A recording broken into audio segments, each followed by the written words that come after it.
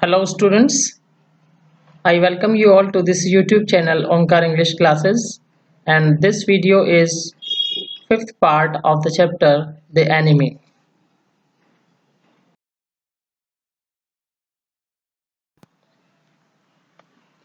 Yumi was hesitating by touching that American soldier.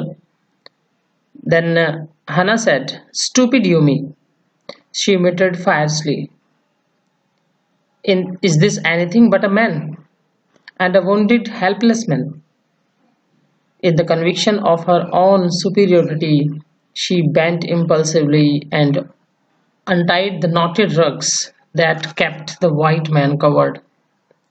When she had his breast bare, she dipped the small clean towel that Yumi had brought into the steaming hot water and washed his face carefully.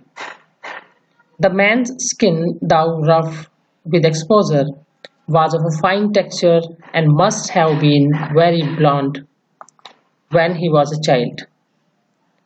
While she was thinking these thoughts, though not really liking the man better now that he was no longer a child, she kept on washing him until his upper body was quite clean. But she dared not turn him over. Where was Sada? Now her anger was ebbing and she was anxious again. And she rose, wiping her hands on the wrong towel. Then, lest the man be chilled, she put the quilt over him. Sadao, she called softly. He had been about to come in when she called. His hand had been on the door and now he opened it. She saw that he had brought his surgeon's emergency bag and that he wore his surgeon's coat. You have decided to operate? She cried. Yes, he said shortly. So, students, Hannah said with anger that Yumi was a stupid person. She said that it was just an injured man. Hannah was so full of anger and at the refusal by the maid, Yumi, that without thinking, she opened the blanket in which the man was injured. His chest was bare. Hannah took a small clean towel, dipped it in the steaming hot water, and washed his face. The man's skin was rough due to being exposed to the sun, but it had a good texture and he must have been very fair as a child. Hannah kept on cleaning the man's upper body as she had these thoughts. She did not like the man as he was not a child anymore. She did not have the courage to turn him over and thought of Sadao. Her anger was decreasing and she started becoming restless. She stood up and wiped her hands with the wrong towel as she did not want the man to freeze due to the cold weather. She put the quilt on him. Hannah called out Sadao softly. He had been on the door when she called him. He opened the door. Hannah saw that Sadao was carrying his surgeon's emergency bag and was wearing his surgeon's coat. He was prepared to operate upon the injured man. Hannah asked Sadao that had he decided to operate the man. Sadao replied that he had decided to operate him.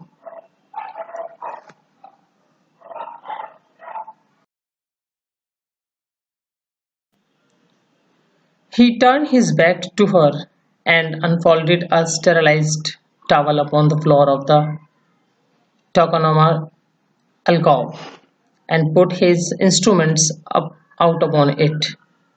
Fetch towels, he said. She went obediently, but how anxious now, to the linen shelves and took out the towels. There ought so to be old pieces of matting so that the blood would not ruin the fine floor covering. She went out to the back veranda where the gardener kept strips of matting with which to protect delicate shrubs on cold nights and took an armful of them. But when she went back into the room, she saw this was useless. The blood had already soaked through the packing in the man's wound and had ruined the mat under him. "Oh, the mat!" she cried. "Yes, it is ruined," Sadao replied, as though he did not care. "Help me to turn him," he commanded her. She obeyed him without a word, and he began to wash the man's back carefully. "Yumi would not wash him," she said. "Did you wash him then?" Sadao asked, not stopping for a moment, his swift, concise movements. "Yes," she said. He did not seem to hear her, but she was used to his absorption when he was at work. She wondered for a moment if it mattered to him. What was the body upon which he worked so long as it was for the work he did so excellently? So, students, Sadao turned his back to Hannah as he did not want her to object to his decision of operating. Sadao decided to operate him. Sadao started his work.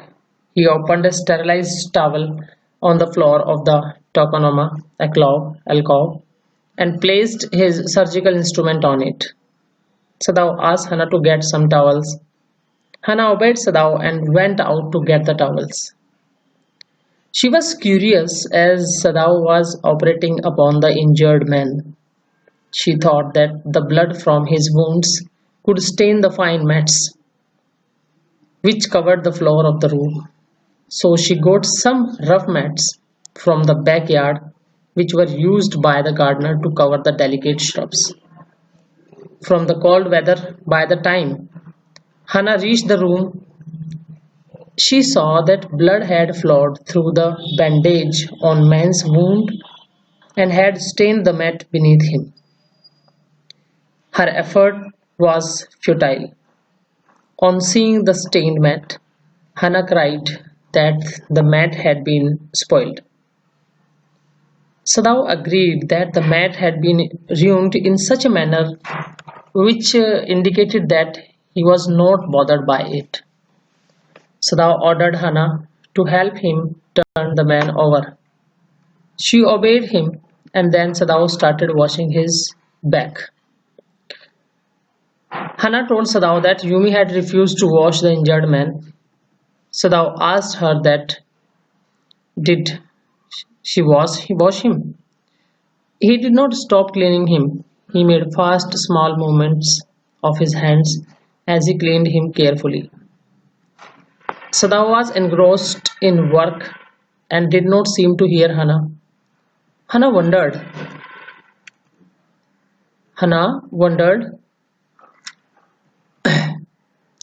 that Sadao was not bothered who the injured man was. He was only concerned in perfecting his work well.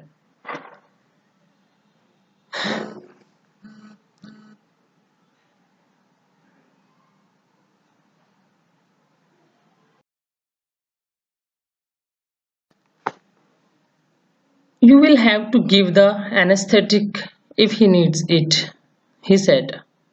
"I," she repeated blankly, "but never have I." "It is easy enough," he said impatiently. He was taking out the packing now and the blood began to flow more quickly. He peered into the wound with the bright surgeon's light fastened on his forehead. "The bullet is still there," he said with cool interest. "Now I wonder how deep this rock wound is. If it is not too deep, it may be that I can get the bullet. But the bleeding is not superficial. He has lost much blood." At this moment Hannah choked. He looked up and saw her face, the color of sulfur. "Don't faint," he said sharply. He did not put down his exploring instrument. If I stop now, the man will surely die.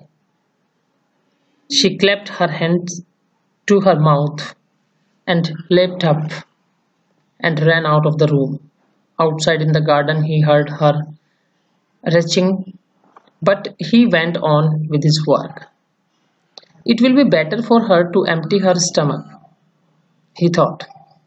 He had forgotten that, of course, she had never seen an operation, but her distress and his inability to go to her at once made him impatient and irritable with this man who lay like dead under his knife. So Sadao told Hannah that she would have to inject the injured man with a substance that induces insensitivity to pain.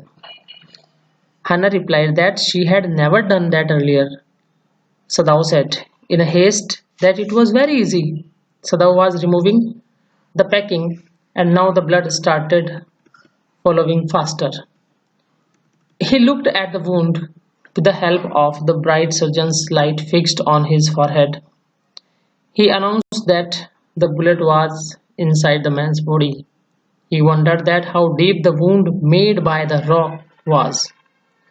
He said that if the wound was not very deep, then he could get the bullet out. He added that the bleeding was not from the surface of the skin, which meant that the wound was deep and the man had already lost a lot of blood. When Hannah saw Sadao inspecting the wound, she could not see the sight and so she coughed. Sadao looked at her and saw that her face was yellowish in color, like the color of sulfur. Sadao reached and ordered Hannah to not to faint. बेहोश मत हो जाना इस operation को देख के. He did not stop his work and continued inspecting the wound. Sadao said that if he stopped, the injured man would certainly die. अगर अब ऑपरेशन नहीं किया गया और मैं रुक गया तो पक्का ये आदमी मर जाएगा. Hannah put both her hands on her mouth, jumped up and ran out of the room. Sadao heard her vomiting in the garden, but he continued with his work. Hannah वहां से चली जाती है, उसको वॉमिटिंग होने लगती है. सदाओ सुन तो लेता है उसको वॉमिटिंग करते हुए, लेकिन वो अपने काम में लगा रहता है. As Sadao needed Hannah's help to operate the man, he thought that it would be better for her to empty her stomach so that she would not feel uneasy time and again. He was reminded that Hannah was seeing an operation for the first time and it was not a pleasant thing to see. Sadao was irritated and impatient as his wife was under stress and he was not able to help her due to the man who lay under his knife.